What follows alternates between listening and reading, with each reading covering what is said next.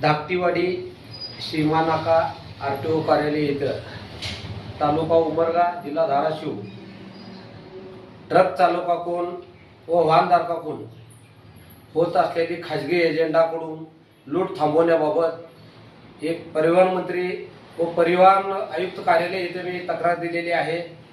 प्रचंड प्रमाणात लोकांकडनं चालकाकडनं खाजगी एजंटाच्या मार्फत गाव मंडळाच्या मार्फत धाकटीवाडी आरटीओ कार्यालयावरती लूट चालू आहे।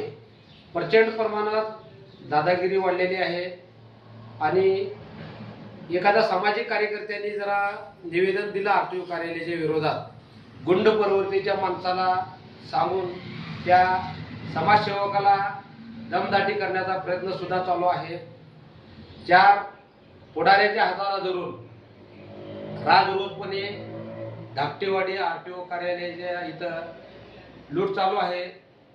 लवकरात लवकर परिवहन मंत्री प्रताप सर नाईक साहेब यांना विनंती आहे की स्वतः तुम्ही जे धाराशिव जिल्ह्याचे पालकमंत्री असून या आरटीओ कार्यालय धाकटीवाडी इथं लक्ष घालून संबंधित अधिकारी व खाजगी एजंटाला कामावरून काढून त्यांच्यावर कडक स्वरूपाची कारवाई करण्यात यावं व त्या परिसरामध्ये जे सीसीटीव्ही बसवलेले आहेत त्या सीसीटीव्हीमध्ये कोणते लोक येतात, खाजगी लोक का तिथं वावर आहे हे सीसीटीव्ही तपासण्याचं कारण आहे।